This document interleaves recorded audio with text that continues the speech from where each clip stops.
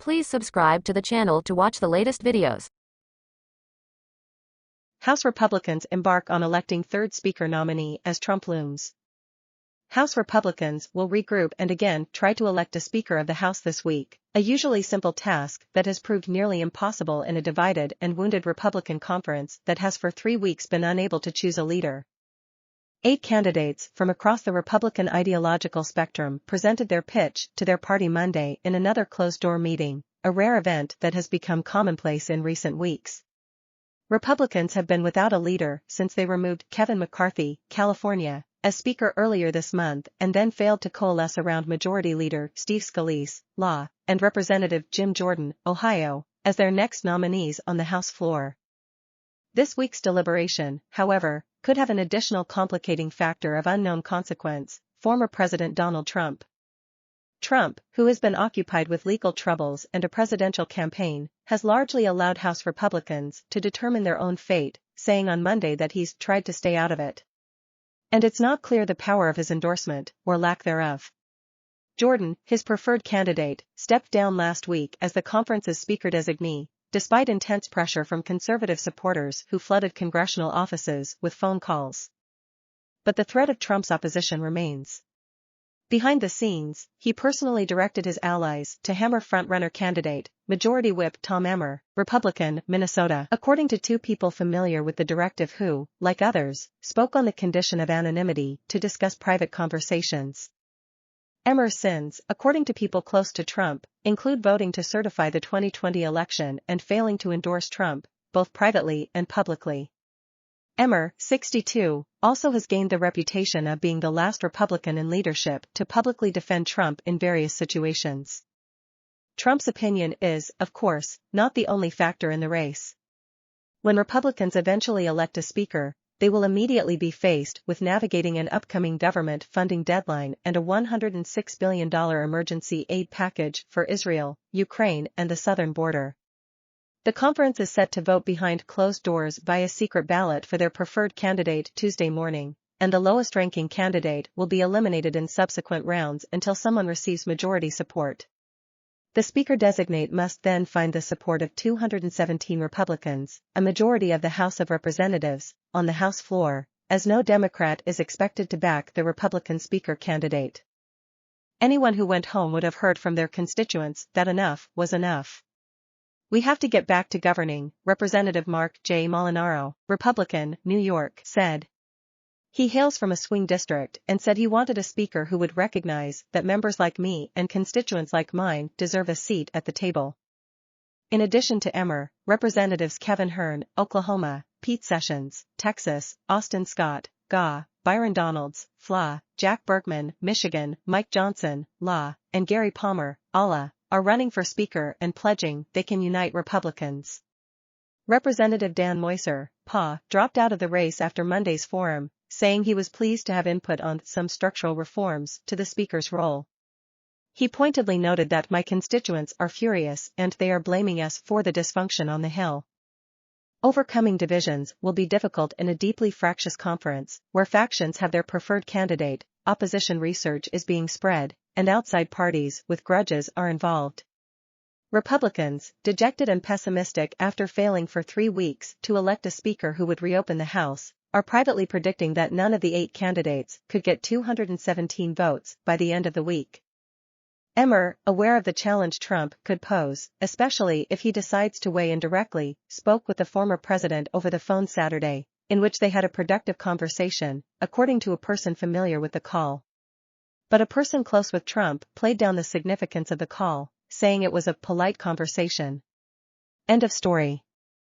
During a stop to officially file his candidacy for president in New Hampshire on Monday, Trump said Emmer is his biggest fan now because he called me yesterday and told me he's my biggest fan. Trump acknowledged that all candidates for Speaker are great people. Emmer thanked Trump on X, formerly known as Twitter, and said, "If my colleagues elect me Speaker of the House, I look forward to continuing our strong working relationship." Representative Dusty Johnson, Republican, South Dakota, was skeptical that any outside effort could sway lawmakers, saying, "Most of these guys and gals can't be bullied to do anything." He pointed out external pressure didn't keep McCarthy in office, external pressure did not get Steve Scalise elected, external pressure did not get Jim Jordan elected. While Emmer is considered the frontrunner in the race, Donalds has surprised many lawmakers by gaining traction across several ideological factions.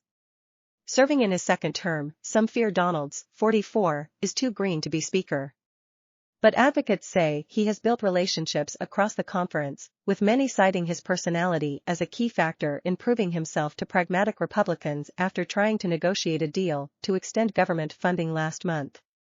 The House Freedom Caucus member also has support from many lawmakers in his 2020 congressional class and the Florida delegation who are eager to see a young, black candidate as their Speaker, saying he embodies the future of the Republican Party. Still, Emmer formally entered the race Saturday with frontrunner status. In his position as the third highest-ranking Republican in House leadership, the whip has built deep relationships with members across the conference. He also spent 4 years as chair of the National Republican Congressional Committee, the House Republicans' campaign arm, and he was key in electing many of the Republicans who currently serve, offering him some built-in loyalty. But Trump's opposition could hamper Emmer's ability to find 217 Republican votes in the slim majority. Some Trump allies have mounted a campaign against his bid, and a 200-page opposition research book from last year's contested race for whip is being recirculated. Emmer has pushed back on what his team calls misconceptions. In addition to the phone call with Trump, Emmer has spoken with Trump allies and lawmakers who are close with the former president to point out that Emmer has vowed to endorse whomever the Republican presidential nominee is. McCarthy endorsed Emmer's candidacy on Friday, moments after his deputy began calling Republicans to gauge their interest in supporting him for Speaker.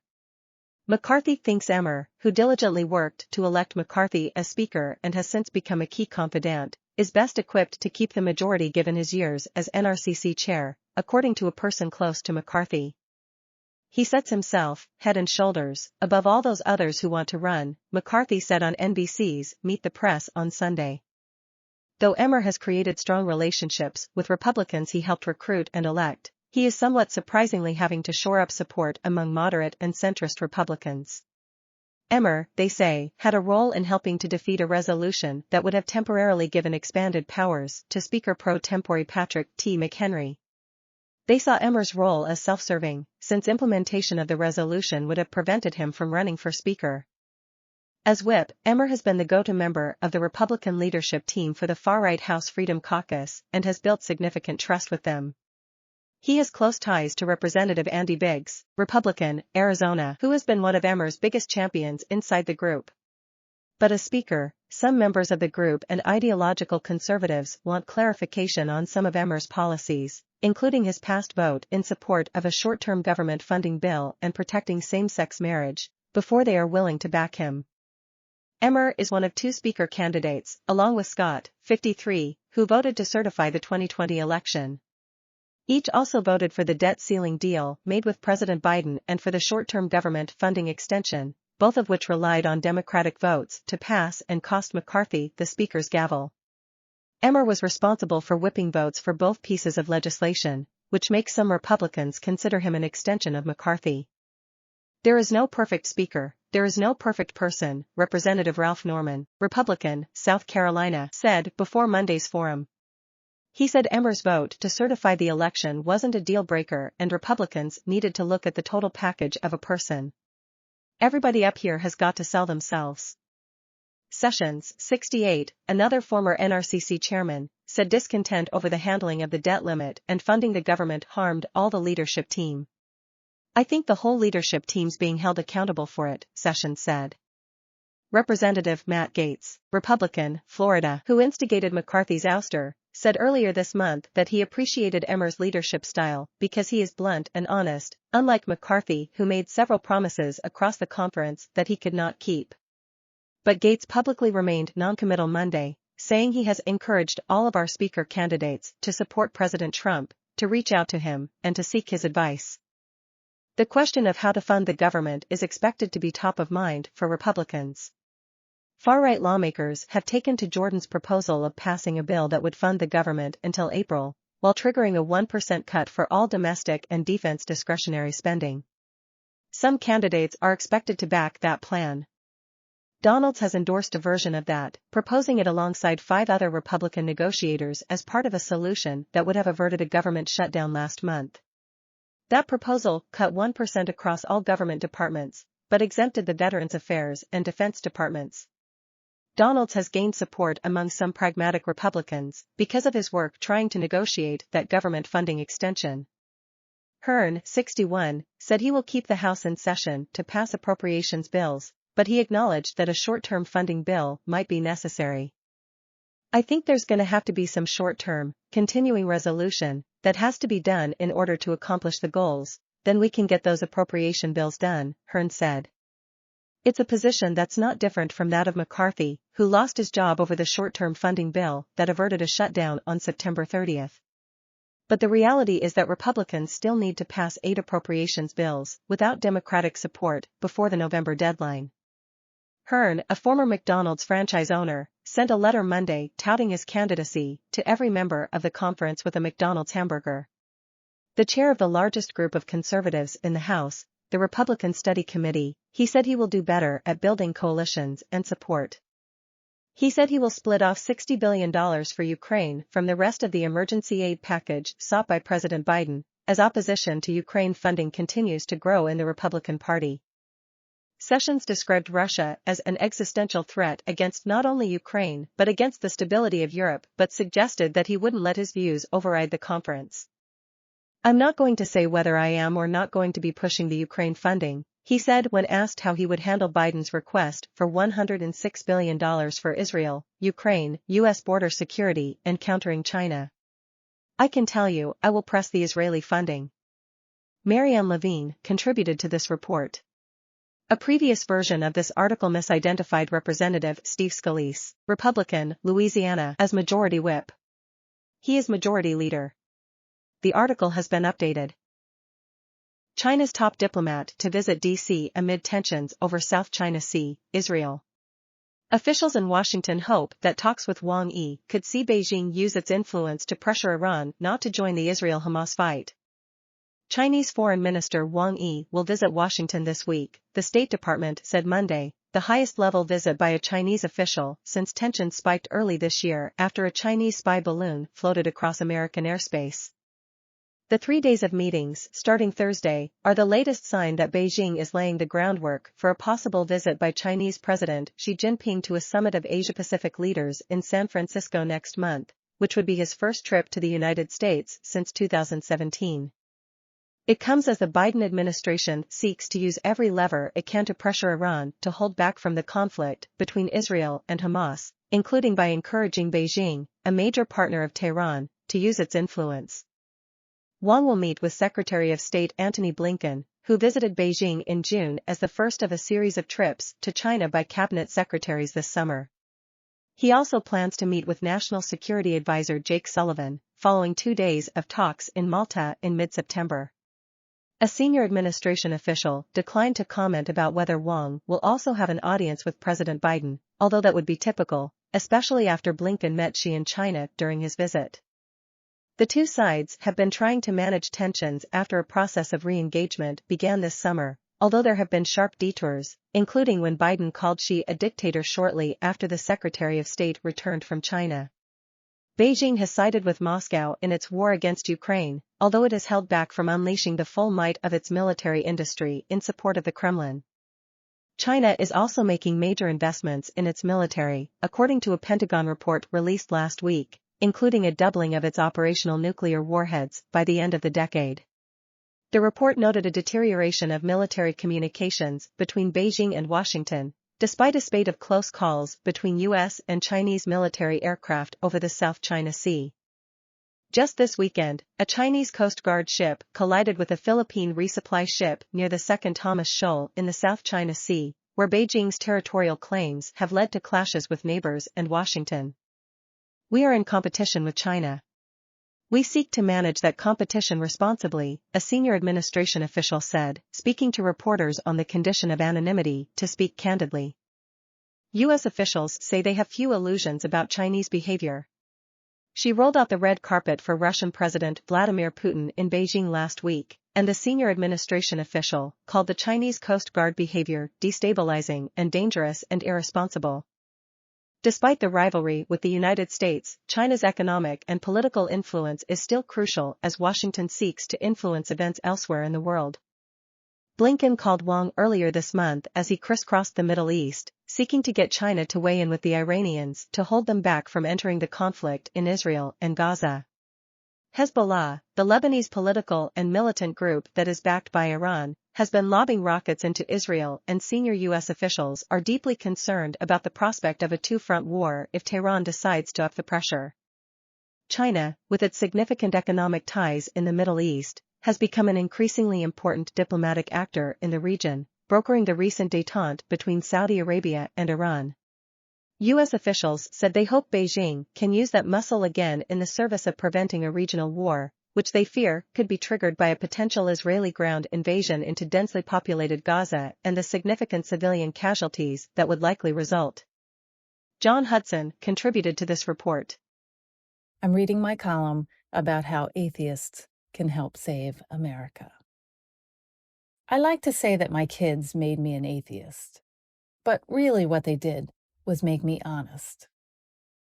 I was raised Jewish, with Sabbath prayers and religious school, a bat mitzvah and a Jewish wedding.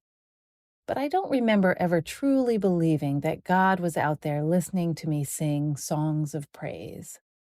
I thought of God as a human invention, a character, a concept, a carryover from an ancient time. I thought of him as a fiction. Today I realize that means I'm an atheist. It's not complicated. My non-belief derives naturally from a few basic observations. 1. The Greek myths are obviously stories. The Norse myths are obviously stories. L. Ron Hubbard obviously made that stuff up. Extrapolate. 2. The holy books underpinning some of the bigger theistic religions are riddled with facts, now disproved by science, and morality, now disavowed by modern adherents. Extrapolate. 3. Life is confusing, and death is scary. Naturally, humans want to believe that someone capable is in charge, and that we continue to live after we die. But wanting doesn't make it so. 4.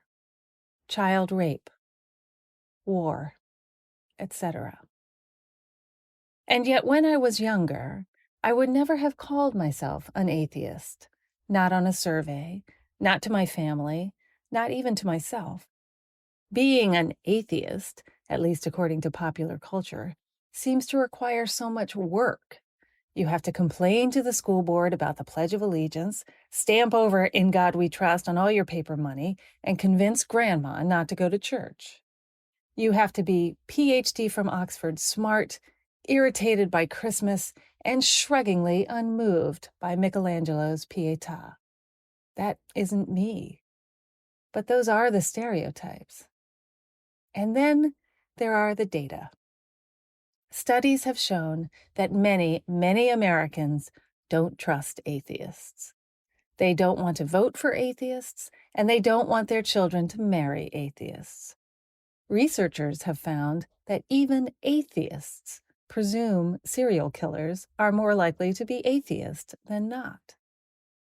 Given all this, it's not hard to see why atheists often prefer to keep quiet about it. Why I kept quiet. I wanted to be liked.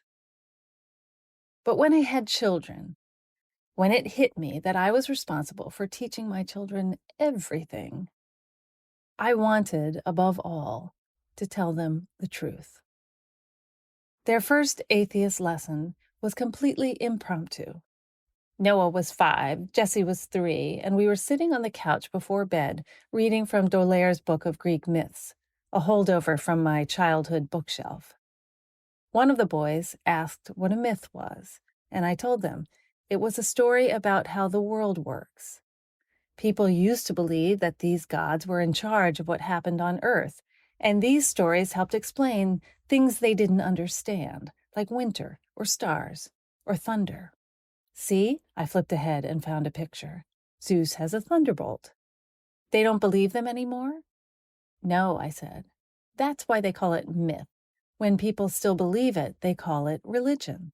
Like the stories about God and Moses that we read at Passover, or the ones about Jesus and Christmas. The little pajama-clad bodies nodded, and on we read. That was it, the big moment. It was probably also the easiest moment. Before one son became preoccupied with death, before the other son had to decide whether to be bar mitzvahed, before my daughter looked up from her math homework one day to ask, how do we know there's no God? Religion offers ready-made answers to our most difficult questions. It gives people ways to mark time, celebrate, and mourn. Once I vowed not to teach my children anything I did not personally believe, I had to come up with new answers. But I discovered as I went what most parents discover. You can figure it out as you go. Establishing a habit of honesty did not sap the delight from my children's lives or destroy their moral compass. I suspect it made my family closer than we would have been had my husband and I pretended to our children that we believed in things we did not. We sowed honesty and reaped trust, along with intellectual challenge, emotional sustenance, and joy. Those are all personal rewards, but there are political rewards as well. My children know how to distinguish fact from fiction, which is harder for children raised religious. They don't assume conventional wisdom is true, and they do expect arguments to be based on evidence, which means they have the skills to be engaged, informed, and savvy citizens. We need citizens like that. Lies, lying, and disinformation suffuse mainstream politics as never before. A recent Washington Post ABC News poll found that 29% of Americans believe that President Biden was not legitimately elected, a total composed of those who think there is solid evidence of fraud, 22%, and those who think there isn't, 7%. I don't know which is worse. Believing there to be evidence of fraud when even the Trump campaign can't find any, or asserting the election was stolen even though you know there's no proof. Meanwhile, we are just beginning to grasp that artificial intelligence could develop an almost limitless power to deceive, threatening the ability of even the most alert citizen to discern what's real. We need Americans who demand, as atheists do, that truth claims be tethered to fact. We need Americans who understand, as atheists do, that the future of the world is in our hands. And in this particular political moment, we need Americans to stand up to Christian nationalists who are using their growing political and judicial power to take away our rights. Atheists can do that. Fortunately, there are a lot of atheists in the United States, probably far more than you think. Some people say they believe in God, but not the kind favored by monotheistic religions, a conscious supreme being with powers of intercession or creation. When they say God, they mean cosmic oneness or astonishing coincidences. They mean that sense of smallness within largeness they've felt while standing on the shore of the ocean, or holding a newborn baby, or hearing the final measures of Chopin's Fantasy Impromptu. So why do those people use the word God at all?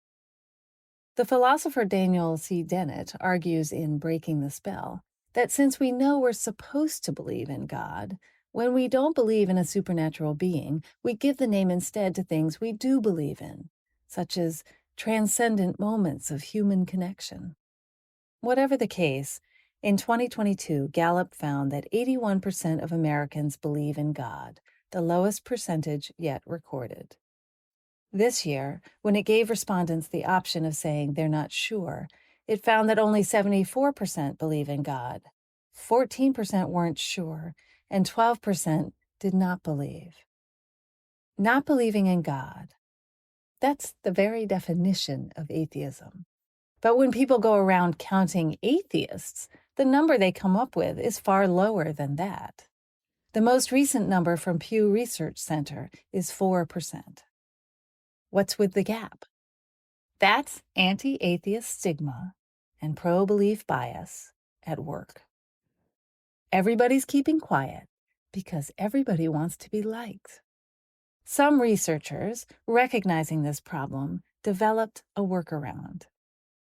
In 2017, psychologists Will Gervais and Maxine Niley tried to estimate the prevalence of atheism in the United States using a technique called unmatched count. They asked two groups of 1,000 respondents each how many statements were true among a list of statements. The lists were identical, except that one of them included the statement, "I believe in God."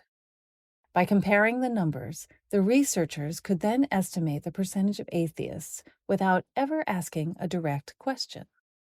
They came up with around 26%.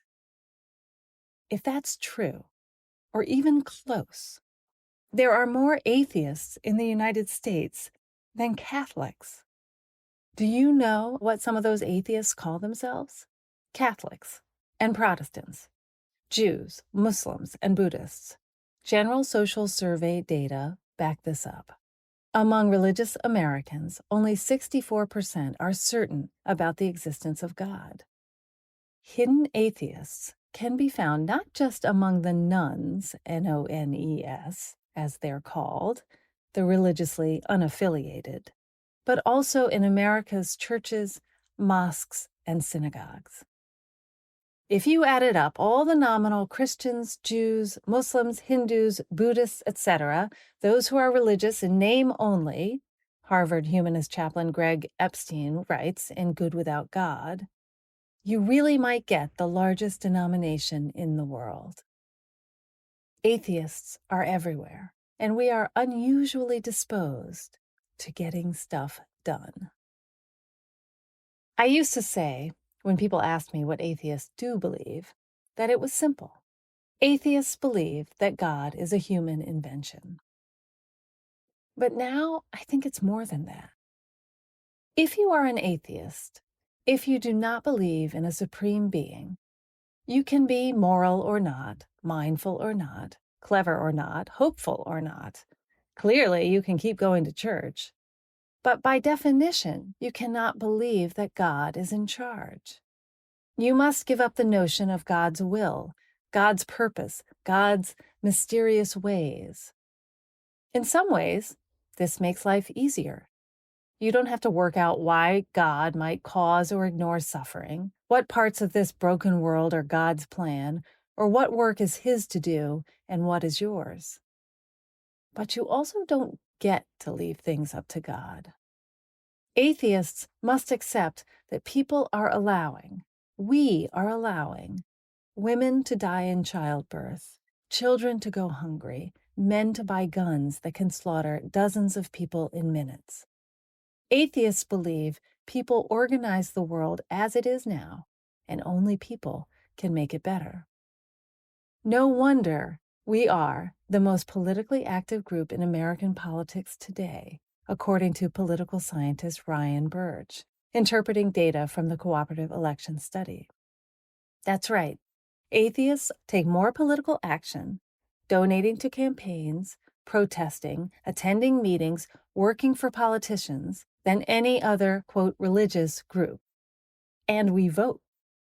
In his study on this data, sociologist Evan Stewart noted that atheists were about 30% more likely to vote than religiously affiliated respondents. We also vote far more than most religiously unaffiliated people. That's what distinguishes atheists from the nones, and what I didn't realize at first. Atheists haven't just checked out of organized religion. Indeed, we may not have. We haven't just rejected belief in God, though obviously that's the starting point. Where atheism becomes a definite stance rather than a lack of direction, a positive belief and not just a negative one, is in our understanding that, without a higher power, we need human power to change the world. I want to be clear. There are clergy members and congregations all across this country working to do good, not waiting for God to answer their prayers or assuming that God meant for the globe to get hotter. You don't have to be an atheist to conduct yourself as if people are responsible for the world they live in. You just have to act like an atheist by taking matters into your own hands. Countless good people of faith do just that.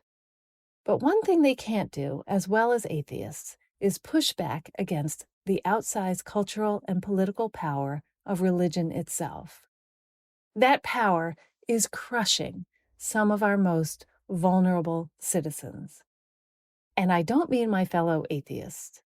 Atheists, it's true, are subject to discrimination and scapegoating. Somehow we're to blame for moral chaos, mass shootings, and whatever the trans cult is. Yes, we are technically barred from serving as jurors in the state of Maryland or joining a Boy Scout troop anywhere. But we do not, as a group, suffer anything like the prejudice that, say, LGBTQ+ people face. It's not even close. Peel back the layers of discrimination against LGBTQ+ people, though, and you find religion. Peel back the layers of control over women's bodies, from dress codes that punish girls for male desire all the way to the Supreme Court striking down Roe v. Wade, and you find religion. Often, there isn't much peeling to do. According to the bill itself, Missouri's total abortion ban was created, quote, in recognition that Almighty God is the author of life, unquote. Say what now? Peel back the layers of abstinence-only or marriage-centered or anti-homosexual sex education and you find religion. Don't say gay laws, laws denying trans kids medical care, school library book bans, and even efforts to suppress the teaching of inconvenient historical facts, motivated by religion. And when religion loses a fight and progress wins instead, religion then claims it's not subject to the resulting laws. Religious belief is, more and more, at the state and federal levels, a way to sidestep advances the country makes in civil rights, human rights, and public health. In 45 states and D.C., parents can get religious exemptions from laws that require school children to be vaccinated. 7 states allow pharmacists to refuse to fill contraceptive prescriptions because of their religious beliefs. Every business with a federal contract has to comply with federal non-discrimination rules, unless it's a religious organization. Every employer that provides health insurance has to comply with the Affordable Care Act's contraceptive mandate, unless it's, say, a craft supply store with Christian owners. Case by case, law by law, our country's commitment to the first right enumerated in our Bill of Rights, Congress shall make no law respecting an establishment of religion, is faltering. The Supreme Court has ruled that the citizens of Maine have to pay for parochial school, that a high school football coach should be free to lead a prayer on the 50-yard line, that a potential wedding website designer can reject potential same-sex clients. This past summer, Oklahoma approved the nation's first publicly funded religious school. This fall, Texas began allowing schools to employ clergy members in place of guidance counselors. You don't have to be an atheist to worry about the structural integrity of Thomas Jefferson's wall of separation between church and state. You don't have to be an atheist to think that religion should not shape public policy or that believers should have to follow the laws that everybody else does. You don't have to be an atheist to see that Christian nationalists are using religious liberty to perpetuate much of the discrimination Americans suffer today. But atheists can do one thing about the country's drift into theocracy that our religious neighbors won't. We can tell people we don't believe in God.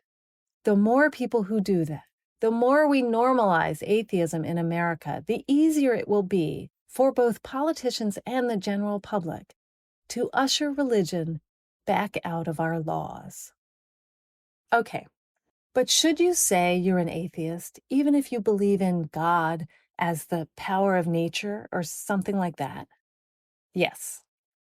It does no one any favors, not the country, not your neighbors, to say you believe in God metaphorically, when there are plenty of people out there who literally believe that God is looking down from heaven, deciding which of us to cast into hell. In fact, when certain believers wield enough political power to turn their God's presumed preferences into law, I would say it's dangerous to claim you believe in God when what you actually believe in is awe or wonder. Your God is love only lends validity and power to their God hates gays.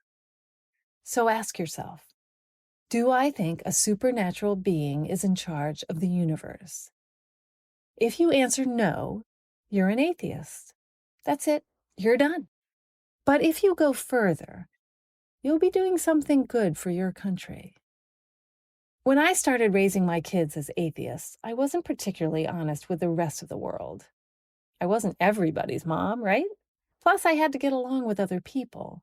Young parents need community, and I was afraid to risk alienating new parent friends by being honest about being, looks both ways, lowers voice, an atheist. But in addition to making me be honest inside our home, my children pushed me to start being honest on the outside. In part, I wanted to set an example for them, and in part, I wanted to help change the world they would face. It shouldn't be hard to say you don't believe in God. It shouldn't be shocking or shameful. I know that I'm moral and respectful and friendly. And the more I say to people that I'm an atheist, me, the mom who taught the kindergarten class about baking with yeast and brought the killer cupcakes to the bake sale, the more people will stop assuming that being an atheist means being a serial killer. And then, the more I say I'm an atheist, the more other people will feel comfortable calling themselves atheists, and the stigma will gradually dissolve. Can you imagine if we all knew how many of us there are? It would give everyone permission to be honest with their kids and their friends, to grapple with big questions without having to hold on to beliefs they never embraced. And it would take away permission, too. Permission to pass laws or grant exemptions to laws based on the presumed desires of a fictional creation. Permission to be cruel to fellow human beings based on Bible verses. Permission to eschew political action in favor of thoughts and prayers. I understand that, to many people, this might sound difficult or risky. It took me years to declare myself an atheist, and I was raised Reform Jewish. I live in the Northeast. I'm white. I work at home, and my family and friends are a liberal bunch. The stakes were low for me. For some, I fully concede the stakes are too high. If you think you'd lose your job or put your children at risk of harassment for declaring your atheism, you get a pass. If you would be risking physical harm, don't speak out. If you're an atheist running for school board somewhere that book bans are on the agenda, then feel free to keep quiet and God bless. But for everyone else who doesn't believe in God and hasn't said so, consider that your honesty will allow others to be honest, and that your reticence encourages others to keep quiet. Consider that the longer everyone keeps quiet, the longer religion has political and cultural license to hurt people. Consider that the United States, to survive as a secular democracy, needs you now more than ever. And the next time you find yourself tempted to pretend that you believe in God, tell the truth instead. Biden has to be willing to back up his threats on Venezuela. President Biden, in coordination with Venezuela's political opposition, is trying a new approach to dealing with a formerly prosperous and democratic South American nation now governed, ruinously, by a left-wing autocracy. It is a big gamble, a bet that the dictatorial president Nicolas Maduro will allow democratic elections in return for easing some of the sanctions the United States has imposed on the country. Beyond restoring Venezuelan democracy, Mr. Biden has ample reason to seek a deal. Mr. Maduro has overseen an economic and social collapse that has spurred a surge of Venezuelan migrants to the U.S. border. But the risk is that Mr. Maduro will deliver only half measures while pocketing the gains. Avoiding this will require the United States to keep a close eye on the Venezuelan regime and reimpose sanctions if it tries to avoid legitimate elections, a distinct possibility. On October 17, the Maduro government and the Venezuelan opposition, known as the Unitary Platform, signed an agreement in Barbados setting out a roadmap to free and fair elections next year, including allowing international observers and providing all candidates freedom of movement and assembly and equal access to the media. In return, the Biden administration lifted some sanctions so Venezuela could again sell oil in the United States, which had been halted in early 2019 when the Treasury Department imposed sanctions on the state oil company, forcing it to sell oil on the black market at a discount. The decision will bring billions in new oil revenue to Mr. Maduro's regime. The deal has a serious omission that will test Mr. Maduro's sincerity. Maria Corina Machado, a conservative former legislator who was selected in a primary Sunday to lead the opposition, and who is regarded by many voters as having the best chance to oust Mr. Maduro, was barred from running in June by Mr. Maduro's government, based on charges that she failed to complete a declaration of assets and income when she was a legislator. The ban is spurious. Yet it could still be an obstacle going into next year's campaign, in which Mr. Maduro is expected to run. The Barbados Agreement calls for competitive elections and the right of each party to pick its candidate in a free manner. Secretary of State Antony Blinken said the United States expects the expedited reinstatement of all candidates before the end of November. However, the chief Venezuelan negotiator said the deal does not provide for such rehabilitation. Wisely, the United States made its sanctions relief conditional. In addition to allowing all candidates to run, Mr. Blinken said Venezuela must soon begin the release of all wrongfully detained U.S. nationals and Venezuelan political prisoners. The regime released 5 political prisoners after the agreement. 3 U.S. citizens are still wrongfully detained in Venezuela: Ivan Hernandez, Jurel Kenamore, and Joseph Ryan Cristela. The families of all 3 have denied they were involved in any wrongdoing. Mr. Blinken vowed that failure to abide by the terms of this arrangement will lead the United States to reverse steps we have taken. It can be difficult to snap back sanctions once they have been discarded, particularly with Mr. Biden under pressure to stem migration to the U.S.-Mexico border. But this deal will fail if the president is unwilling to stand behind its threat. There is ample reason for wariness about Mr. Maduro's intentions. In the past, he has shown little tolerance for opposition.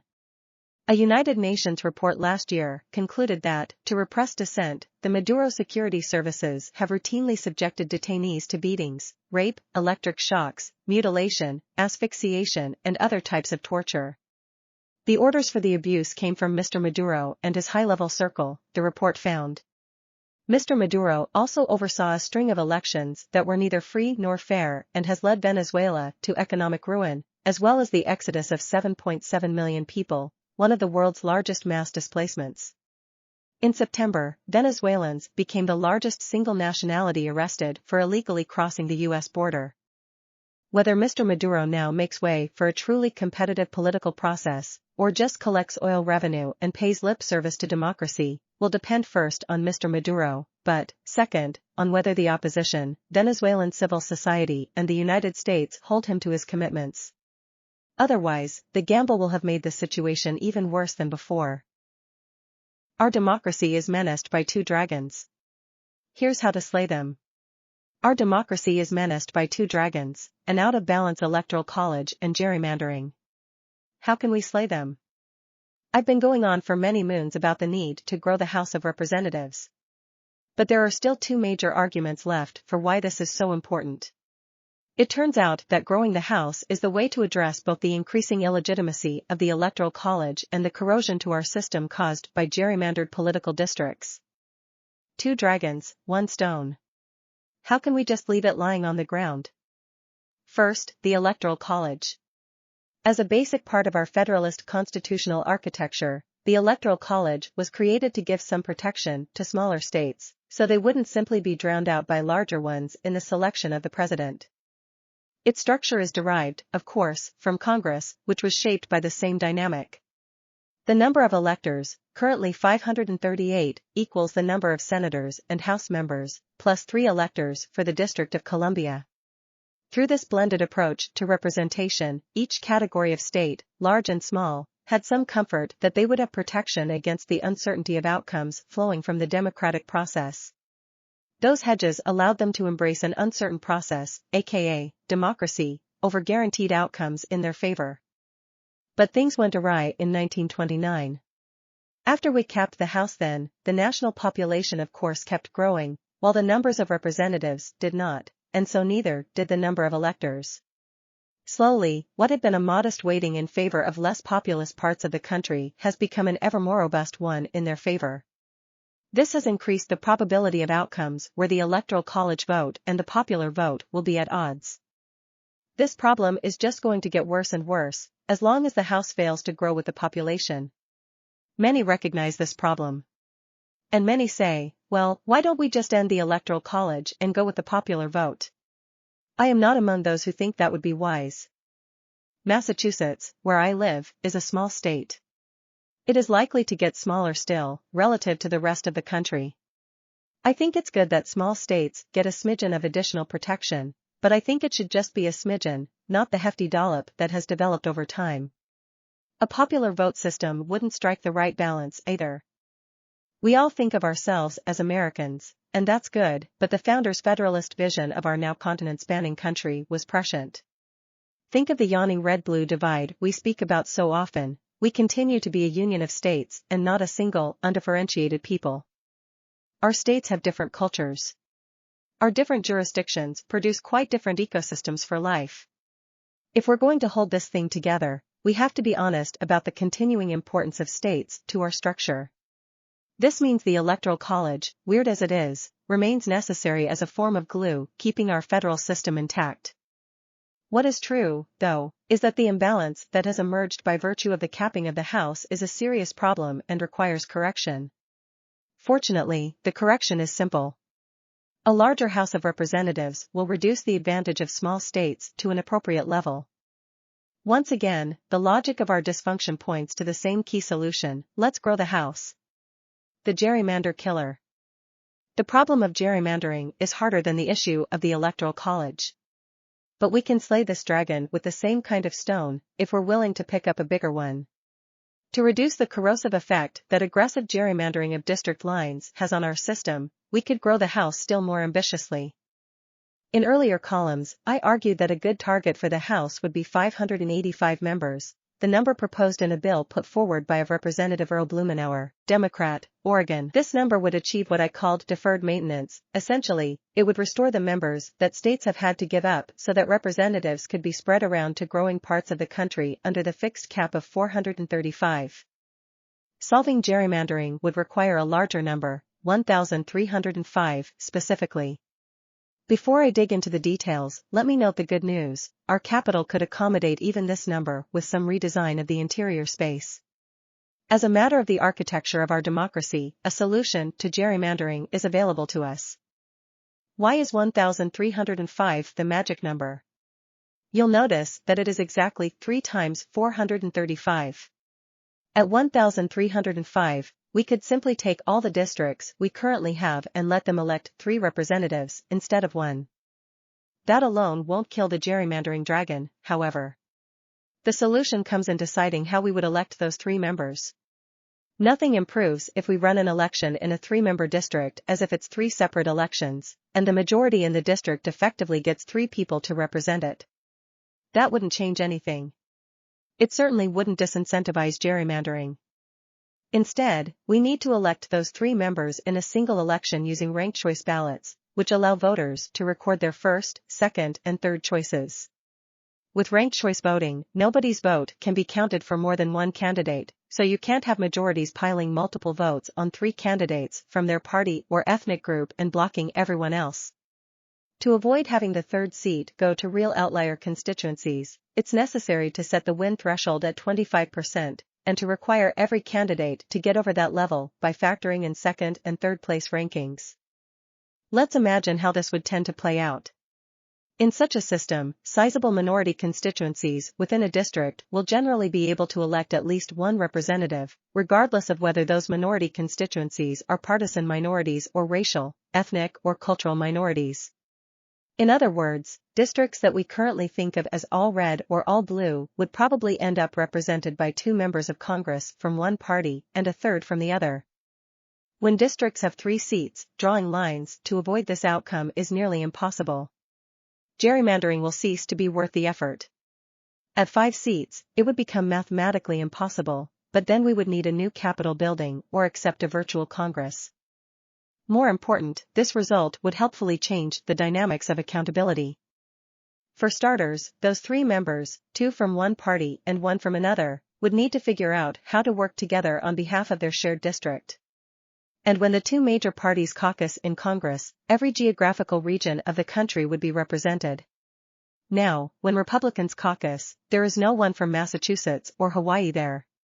And when the Democrats caucus, there is no one from Oklahoma or Arkansas. On this model, every state would have some representation from each major party. This would make for much healthier practices of debate and deliberation. Representative Jamie B. Raskin, Democrat, Maryland, captures the stakes of our current pattern of gerrymandering exceptionally well in a vignette in his recent memoir, Unthinkable: Trauma, Truth, and the Trials of American Democracy. Watching Congress in operation, Raskin recalls a conversation he once had on the floor with a Republican colleague, Representative Clay Higgins of Louisiana. "What do you see when you look out over on our side and then over on your side?" I asked Clay, who is a good-natured man with an awesome Cajun accent. He looked at me and said, "You tell me first." "When I look at our side," I said, "I see America today in all its glory: black, white, Hispanic, Asian American, LGBTQ, straight, women, men, immigrant, native-born. And when I look at your side, I see America in the 1950s. When I look at your side," he said, "I see the coasts, New York and California. When I look at my side, I see the heartland." Gerrymandering has accelerated our splintering. Congress operates the way it does because of it. But state legislatures are not likely to walk back from the mutually assured destruction of the gerrymandering arms race anytime soon. But we can achieve bilateral disarmament by growing the House of Representatives. What about party primaries? Okay, one more renovation, since I think I may know what many of you are thinking. Will a bigger Congress really be any better than what we have now? Let's not mince words, many of us already think Congress has too many nut jobs. It's terrifying to imagine even more of them in a bigger Congress. And how could we even get this change through when any increase will require an act of Congress? It's like a bad joke. How many members of Congress does it take to change a light bulb? 585. But we only have 435. It's going to be dark for a long time. Any case for growing the House must include a path toward electing members willing to make this change. It must also include a pathway to sustaining or even improving candidate quality over time. There is a solution, but here we have to shift focus to the states. Our national constitution can lead us to forget that the greater part of the architecture of our democracy resides at the state level. We can make changes there that will cause the federal structure to shift. Major democracy renovations will require this. The change we need at the state level is simple. We need to get rid of party primaries. Instead of running a party primary and a general election, we need elections that start with an all-comers preliminary in place of the party primary, and then have a final round in November for the top finalists, regardless of party, from the preliminary.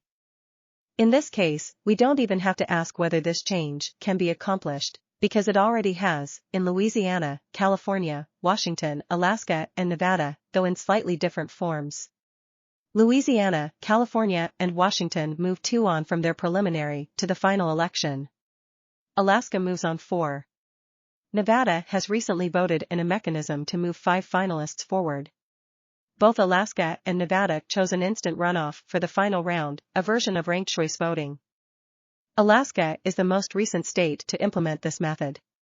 In 2022, it resulted in the election of a moderate Democrat to the House, Representative Mary Peltola, over the polarizing Republican Sarah Palin, and enabled the re-election of moderate Republican Senator Lisa Murkowski. The state now has bipartisan representation for its federal delegation. A recent report documents that the system also resulted in winners in state legislative races who are more likely to work in coalitional, cross-partisan ways. This shift of electoral method would fundamentally transform incentives in the way we need. Now, during primary season, candidates campaign to whatever sliver of an activist base happens to dominate their district. But with an all-comers preliminary plus final round, candidates have to appeal to the general electorate the whole way through the process. They will be rewarded for seeking to solve problems recognized by a majority of Americans, congressional dysfunction, for instance. The shift would also change the tone and tenor of the media environment. Political consultants who work in California, for instance, run media differently there, seeking to connect to the whole electorate from the get-go. This reduces negativity and puts the pressure of greater public exposure on falsehoods and misinformation. Now, listen really closely here. To argue for all-comers preliminaries instead of party primaries is not to say we need to get rid of parties. That isn't necessary at all. We don't even need to get rid of partisanship. In these all-comer preliminaries, candidates can run with party labels, as they do in Louisiana, California, and Alaska, and will continue to in Nevada. Parties can still hold private caucuses and conventions and endorse candidates, and those candidates can show up on ballots touting their party's endorsement. But there might be other candidates on the ballot, too, having earned their place via signature gathering, from the same party or from the other party or from third parties such as the Libertarians or Greens. And there might be independents who show up without any party label at all. That's what's meant by all-comers. And a note on the nomenclature, which I think matters more than we realize. Sometimes what I'm describing is called an open primary, but that label is confusing, since some forms of traditional party primaries are described that way. Sometimes it's given the ugly label jungle primary. Sometimes this all-comers method is called a blanket primary. That's better, but not explanatory. All-comers preliminary is best, it tells you what it is in plain language. Something to remember about party primaries is that they are, essentially, state welfare for political parties in most states, in that the state government, state taxpayers, in other words, pays for a party's private election. Preliminaries, in contrast, are for all voters. They are genuinely public and therefore represent a reasonable public expense. Public funding for candidates also makes even more sense in this context. And parties will have to up their games to make sure their endorsed candidates are always competing for all the voters at every moment in the process. An electoral college that too frequently tips the election to the popular vote loser, and gerrymandering that lets the parties dig into invulnerable fortresses erode the legitimacy of our institutions and endanger our political system. We urgently need to address these problems, and a larger House of Representatives would do so. But our elected officials are trapped by their party primaries. So to get that larger House, we're going to have to free the politicians. A functioning democratic system would make Hakeem Jeffries Speaker. The solution to the leadership void in the House of Representatives is staring us in the face. We have 3 parties in Congress, not 2, the Freedom Caucus Party, the old Republican Party, and the Democrats. The last one has the most members, so it should have the House speakership. Hakeem Jeffries, Democrat, New York, has been winning the most votes on each speakership ballot because he commands the biggest party. So he would be the speaker if our political system were functioning properly. Until we recognize which party in the House is largest, this situation will not resolve itself. A new speaker might be chosen, but how secure will he or she truly be? Asking here for some gentlemen named McCarthy, Ryan, and Boehner. I don't have any view about Jeffries's qualities as a potential speaker. I report this merely as an observer of the basic dynamics. Those dynamics are unmistakable, and the opportunity that they offer to recalibrate what and how many parties we have is an exceptionally valuable one. We should push it to the max. If there weren't so much urgent work in the world waiting to get done, this speakership standoff would actually be good for us. Party realignments have happened every so often in U.S. history.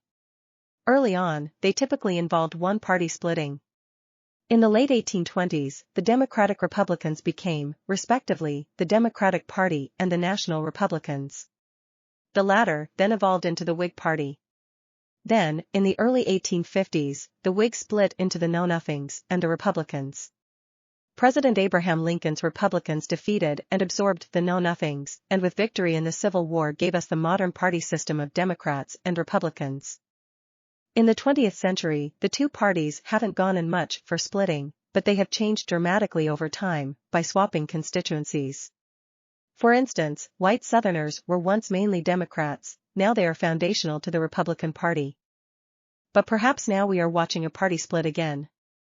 There was the solar eclipse this month, maybe we're watching another rare natural event. The Trump Republicans stand for different things than does the old Republican Party, even in its updated 2023 form. Trump Republicans, such as Senate candidate Kari Lake of Arizona, communicate no basic regard for the Constitution. They communicate a desire to impose cultural homogeneity by fiat, like Florida Governor Ron DeSantis. They communicate a desire to amass personalized power with little regard for the exercise of power for the benefit of those who are subject to it, like Representatives Matt Gaetz, FLA, Marjorie Taylor Greene, GA, and Lauren Boebert, Colorado. In contrast, members of old Republican Party, let's call it GOP 23, do ultimately stand up for the Constitution, as former Vice President Mike Pence and former Congresswoman Liz Cheney, Wyoming, have done. They acknowledge the diversity of the country, like former South Carolina Governor Nikki Haley. They offer conceptions of the common good when they offer up policy ideas, like Senator Mitt Romney, Utah, and Utah Governor Spencer Cox, who is crossing the aisle to help us all learn to disagree better. While all the members of the House with an R after their name might still be trying to convince themselves that they are one party, they can't fool the rest of us. The differences are clear as day. As long as the groups stick to a commitment to be themselves, they will not be able to find a speaker with staying power. They can continue to torture themselves and the country, or they can face the truth, split and take care of the divorce details necessary for ushering in a three-party system. I say, bring on the lawyers. If and when GOP 23 is ready to recognize itself as a separate party, it will have to set up a new national committee for itself. It must accept that, thanks to Party Chair Ronna McDaniel and the operations of state parties around the country, the members of the Freedom Caucus Party, or the Trump Republicans, whatever they will prefer to call themselves, now own the RNC. The GOP 23 will have to figure out how to get its slots on the presidential ballot. Maybe it could make a deal for the slots no labels has been accruing. But be bold, GOP 23, you can do it. If and when the Freedom Caucus is ready to recognize that it is not merely a caucus but a party, it will have to complete a rebranding of the existing Republican Party to make sure all reds match Trump red and font styles match Trumpland styles. It will have to help the state parties get their financial houses in order in their name. There would be a lot of other organizational work for both sides to get done. But boy would it be good for us to see the distinctions between these two halves of the grand old party laid out in plain daylight, Freedom Party and GOP 23, and to have each make its case on its own behalf. And maybe, just maybe, if the Democrats wanted to lock in the victory they deserve in the speakership battle, they would find some way to build bridges with the GOP 23 and help us work our way toward a supermajority for constitutional democracy, ready to re-establish norms of good governance. Strike averted as office cleaners in D.C. region reach new contract. Unionized office cleaners ratified a new contract with commercial cleaning companies late last week, securing hourly wage increases and averting a strike of more than 9,000 workers throughout the D.C. region. The building workers, members of Local 32BJ of the Service Employees International Union who help maintain about 1,500 office buildings, agreed on a 4-year contract. It includes yearly raises that will ultimately increase wages by $3.75 in Loudoun and Prince George's counties and $3.55 in Baltimore, Arlington, Fairfax, and Montgomery counties and the district.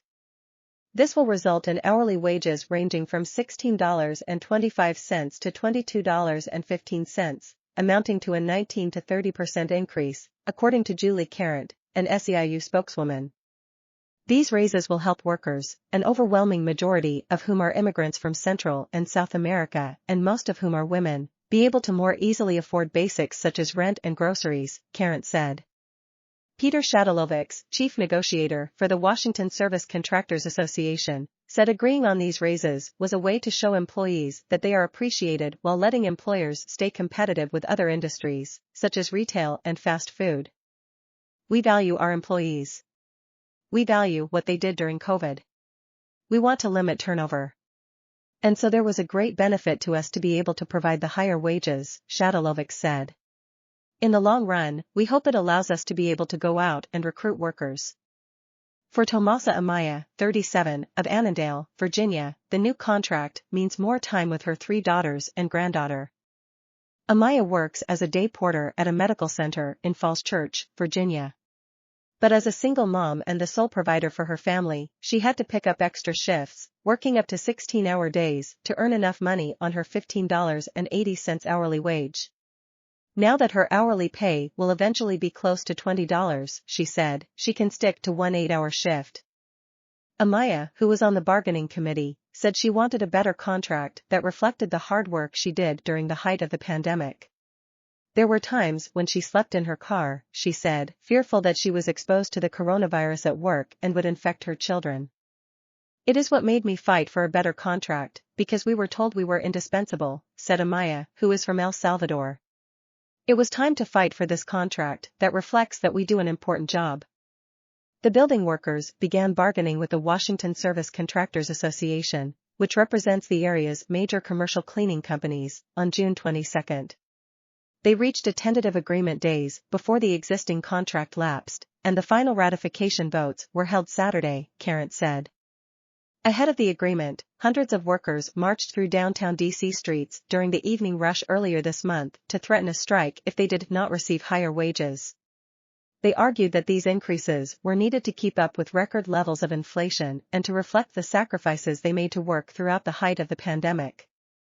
The new contract includes an additional paid Juneteenth holiday for cleaners in D.C., Northern Virginia, Baltimore, and Montgomery County.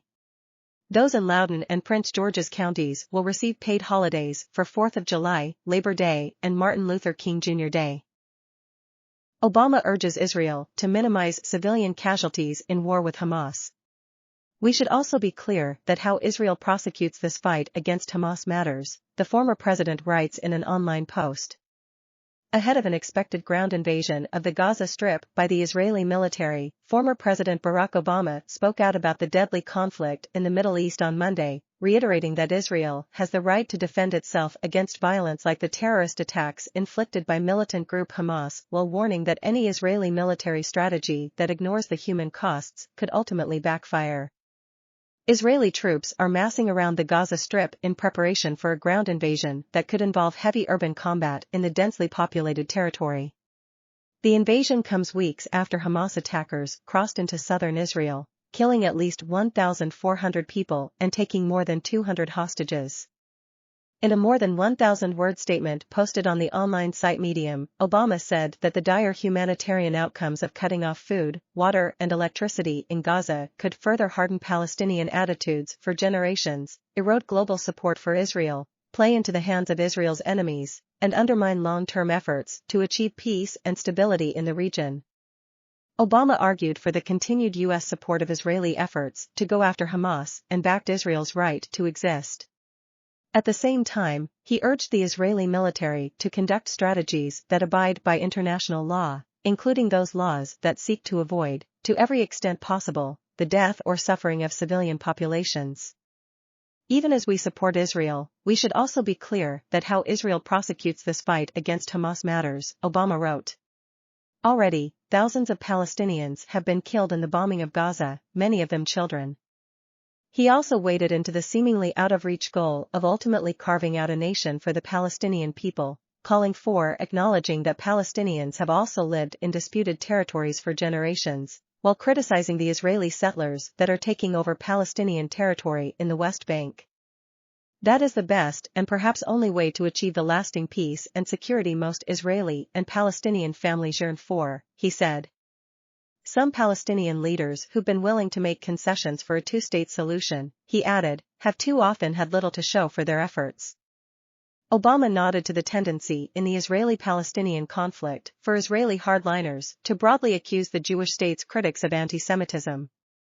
He said that while there should be no tolerance of anti-Semitic, anti-Muslim, anti-Arab and anti-Palestinian rhetoric, it is possible for people of goodwill to champion Palestinian rights and oppose certain Israeli government policies in the West Bank and Gaza without being anti-Semitic.